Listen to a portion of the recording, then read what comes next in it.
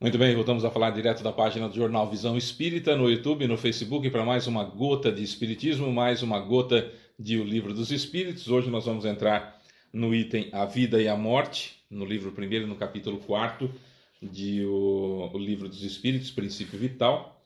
E nós vamos falar na questão 68, 68A, 69 e 70. Tem uma explicação muito bacana de Kardec e a gente usa aqui para esse estudo o livro da editora M. É muito interessante essa parte de vida e morte, porque nós vamos ver que o Kardec traz o raciocínio o tempo todo, ele que é considerado o bom senso encarnado, traz o raciocínio o tempo todo dentro daquilo que existia em 1857, quando foi lançado o Livro dos Espíritos, portanto um pouco antes, né? Na década de 50 do século XIX, é que foram formuladas essas questões, e aqui há o conhecimento da época aliado àquilo que os espíritos deixam entrever que a ciência hoje corrobora. Daí a importância de termos uma doutrina científica, religiosa e filosófica, que é o caso do espiritismo, e que a gente é simplesmente apaixonado, né? Vamos estudar? Então vamos lá. Questão 68. A vida e a morte. Qual é a causa da morte dos seres orgânicos? Resposta: esgotamento dos órgãos. Até aí nós sabemos disso. Hoje qualquer criança aprende isso em biologia, aprende-se na escola, é algo fácil de entendermos hoje em dia, né? 68A. Seria possível comparar a morte ao cessar do movimento numa máquina desordenada? Resposta: sim. Se a máquina encontra-se mal montada, a engrenagem se parte. Se o corpo estiver doente, a vida se dissipa. Também analogias feitas, comparações feitas à época, aquilo que se tinha.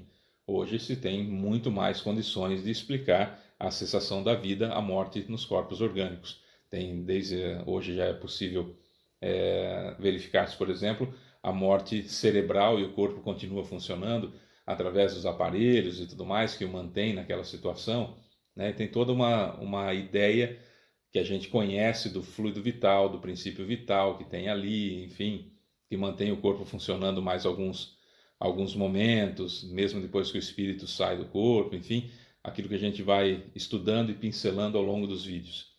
69. Por que uma lesão do coração, mais do que a de outros órgãos, causa a morte? Resposta: o coração é uma máquina de vida, mas não é o único órgão cuja lesão ocasiona a morte. O coração é apenas uma das engrenagens essenciais. Sabemos disso, claramente. O coração, hoje a gente sabe que nem é a fonte exatamente do sentimento, né? E sim o cérebro. Eu, o espírito, é quem sinto, e o cérebro é que processa essa situação, o coração dispara e tudo mais, mas por uma série de situações, adrenalina, por exemplo, que cai na corrente sanguínea quando eu tenho, quando eu vejo, por exemplo, a pessoa amada, né, daquela tremedeira nas pernas, aquela batedeira no coração e tal. Então a gente imaginava antes que o coração era um órgão importantíssimo, é vital, evidentemente, mas não é a sede do sentimento, por exemplo, né? A gente vai aprendendo aos pouquinhos. Questão de número 70, e aqui há uma grande explicação que a gente vai ponderando. No que se transformam a matéria e o princípio vital dos seres orgânicos após a morte? Perceba que ele não pergunta especificamente do ser humano, mas sim dos seres orgânicos, certo? Então estamos falando aqui desde o vegetal, passando pelo animal e o hominal, tá? Resposta: a matéria inerte se decompõe e forma novos organismos. O princípio vital retorna à massa. Isso no que diz respeito a vegetal e animal. No que diz respeito ao homem, ao ser humano, homem como humanidade, como ser humano, aí já é um pouquinho diferente. Esse fluido vital às vezes não volta imediatamente para o todo, né, para a massa, porque ele pode ser utilizado por espíritos para outros fins, de modo que ele se torna quase que uma moeda muito valiosa, ou um produto, vou trocar a palavra, um produto muito valioso no mundo espiritual. O fluido vital que faz com que eu, espírito, consiga manipular a matéria, né, que me faz estar encarnado, esse fluido poderoso, esse fluido vital poderoso, e ele é um objeto, é algo muito valioso no mundo espiritual. Até comentava recentemente em um dos vídeos acerca do tsunami em Sumatra em 2004, quando um trabalho muito expressivo do plano espiritual superior consistia em liberar, em ajudar no desligamento do espírito recém-desencarnado, mais de 200 mil mortes, do espírito recém-desencarnado do corpo, porque aquele resto de fluido vital que ali havia estava sendo vampirizado, estava sendo sugado, estava sendo drenado por espíritos obsessores, por espíritos de baixo calão. E isso causando um grande desconforto, um grande sofrimento aos espíritos recém-desencarnados. O fato é que há muito mais na nossa Constituição do que necessariamente aquilo que a gente vai estudando aos pouquinhos e que a ciência nos ajuda, né, a completar o Espiritismo quando há necessidade, mas principalmente ainda estamos corroborando, a ciência está corroborando aquilo que o Espiritismo nos trazia. Só para você ter uma ideia, eu sou espírito, em torno de mim espírito há uma matéria mental, onde está ali tudo registrado absolutamente tudo que eu aprendi desde quando o princípio inteligente que deu origem a mim foi criado. E essa força pensamento é como eu me entendo, e aí essa força pensamento registra como eu, espírito, me entendo, e é possível plasmar, criar, fazer uma ideoplastia, portanto, do meu perispírito, da minha forma perispiritual. E a minha forma perispiritual, unida ao corpo físico, com o fluido vital, é que é possível, então, que eu reencarne. Certo? Parece um pouco complexo, mas aos pouquinhos nós vamos vendo que é absolutamente simples e acontece de uma maneira muito, muito natural, porque Deus é perfeito, né? E tudo isso foi criado por Ele, né? Essa situação toda. Então, eu sou espírito, tenho um perispírito e tenho um corpo. Isso é uma simplificação bacana, e se eu entender isso, já está ótimo, já está maravilhoso, eu já consigo entender tudo aquilo que Jesus ensinou e consigo treinar para colocar em prática futuramente, se não já, mas futuramente, tudo aquilo que Jesus ensinou. Beleza, isso é suficiente. Além disso, eu tenho que saber que para o meu perispírito ficar preso, unido, jungido ao corpo, eu preciso de fluido vital para que a matéria que vocês estão vendo aqui, ela tenha movimento, né? Ela tenha vida. E eu, espírito, tenho ao meu redor um negócio chamado força-pensamento, que ali estão registrados tudo que aconteceu comigo, absolutamente tudo que aconteceu comigo, e essa situação, então, que dá origem ao meu perispírito. Portanto, quando nós estudarmos mais para frente que há como você fazer um espírito fazer uma espécie de uma hipnose em outro espírito, obsidiando e fazendo com que ele tenha uma forma perispirítica de um animal, de um lobo gigante, de uma cobra, enfim, né, aquelas formas dantescas que se vê muito nos umbrais, porque na força foi agido na força-pensamento. E o perispírito, então, ele se conformou, ou seja, ele se transformou, ele tomou a forma que a pessoa acredita ser. E depois nós vamos ver que também pode acontecer da pessoa perder o perispírito. O perispírito, ele é matéria. Então, o perispírito pode, vou colocar entre aspas, morrer, porque é matéria, e aí sobra a forma ovoide do espírito, que é o espírito com o seu entorno da força-pensamento, certo? Da matéria mental. Só para a gente poder entender tudo o que está acontecendo.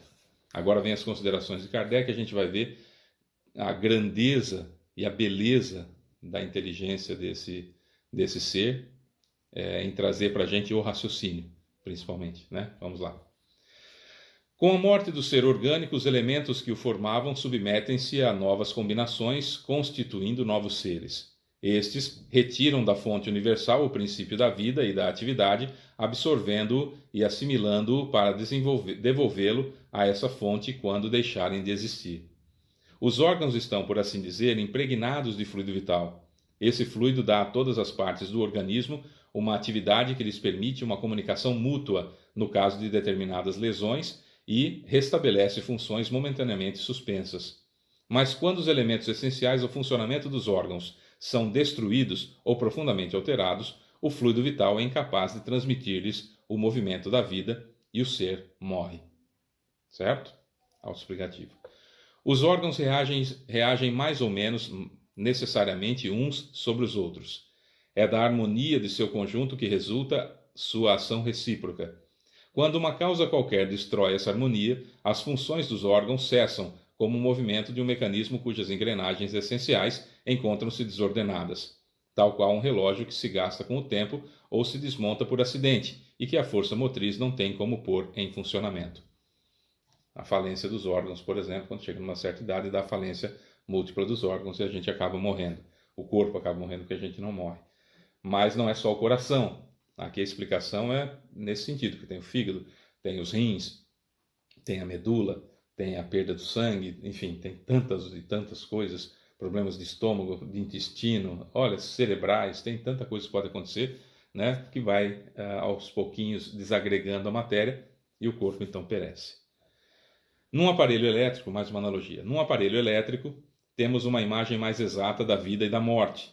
Como todos os corpos da natureza, esse aparelho guarda a eletricidade em estado latente. Os fenômenos elétricos só se manifestam quando o fluido é posto em atividade por uma causa especial. Então se pode dizer que o aparelho está vivo.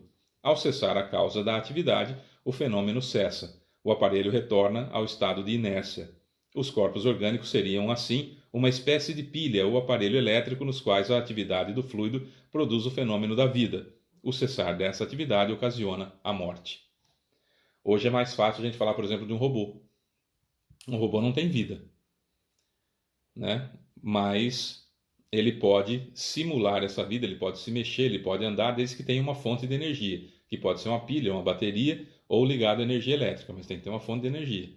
Vamos usar a bateria. Então você coloca a bateria no robô e ele funciona.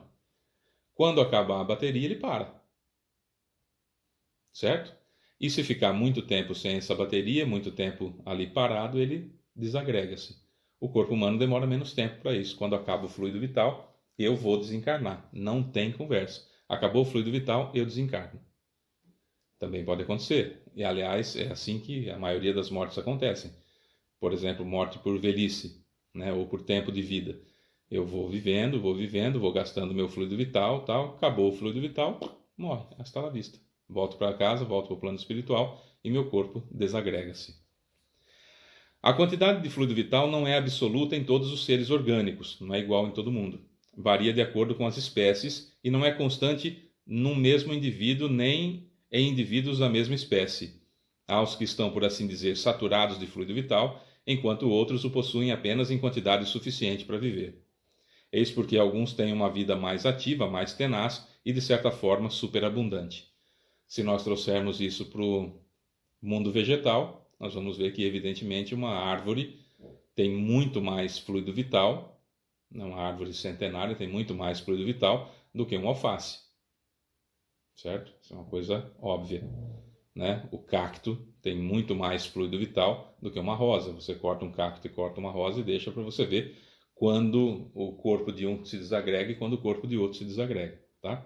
No que diz respeito ao ser humano, nós temos aí mais ou menos a mesma quantidade de fluido vital. Alguns de nós gastam mais fluido vital com algumas coisas, com vícios, com má alimentação, com bebida alcoólica, com droga de todo quanto é tipo, com uma vida de maldades ou de tristeza, de depressão. A ansiedade, por exemplo, gasta uma barbaridade de fluido vital. Então a gente está sempre doente, a gente está sempre precisando receber um pouco mais de fluido vital para dar um gás, porque a pessoa está sempre gastando mais do que precisaria ou deveria gastar. Depressão, mesma coisa. A quantidade de fluido vital se esgota, podendo tornar-se insuficiente para a manutenção da vida, se não for renovada pela absorção e assimilação de substâncias que o contém. E o que é que contém fluido vital? Você comer, por exemplo, coisas que têm fluido vital, né? Se você come uma verdura fresca, um legume fresco, uma fruta fresca, você está, de certo modo, ingerindo, absorvendo um pouquinho de fluido vital. Mas o passe, por exemplo, no centro espírita, ele é um transfusor de energias e é, evidentemente, um repositório de fluido vital. E a caridade também faz com que o nosso centro genésico produza uma certa quantidade de luz, e isso faz com que nós absorvamos do ambiente, por exemplo, fluido vital. Certo? Então a caridade é importantíssima nesse sentido também, é um dos pontos de absorção. O fluido vital se transmite de um indivíduo a outro. Aquele que tem fluido vital a mais pode doar àquele que tem menos e, em certos casos, prolongar uma vida prestes a extinguir-se. Isso é fato, comprovado hoje pela ciência, que o Espiritismo trazia, através de Kardec, as comprovações do que ele entendeu. Hoje nós sabemos claramente que isso é possível, que isso acontece e se vê a mancheia, se vê um monte por aí. Então é fácil de se comprovar essa situação. E também acontece muito quando a pessoa está em estado terminal, num hospital, por exemplo, e a família vai ali e fica prendendo. O que é prendendo? Quando fala, a família está prendendo, a pessoa não consegue desencarnar porque a família está prendendo. O fluido vital está esgotado. Quando está acabando, vai alguém lá morrendo de dó, morrendo de pena do que está acontecendo, aí a pessoa vai e chora e fica ali com aquela pena e tal, e querendo ou não, transfere para outra pessoa o fluido vital. E aí a pessoa não consegue desencarnar. Normalmente o que acontece? Acontece uma intervenção do plano espiritual, colocando um pouco mais de fluido vital na pessoa, a pessoa tem a chamada melhora da morte, dá aquela melhorada, aí os parentes vão para casa ou param com aquele dó, com aquela situação, e aí o sujeito desencarna. Né? Isso também é uma das formas que acontecem da tal melhora da morte. O Fábio falou que toda vez é isso, foi isso que eu disse? Eu falei, não, uma das causas. Tá bom? Bom, amanhã nós vamos falar de inteligência e instinto. Por hoje é só. Um beijo para você, eu sou Fábio Pereira e essa é mais uma gota de Espiritismo. Até amanhã. Tchau.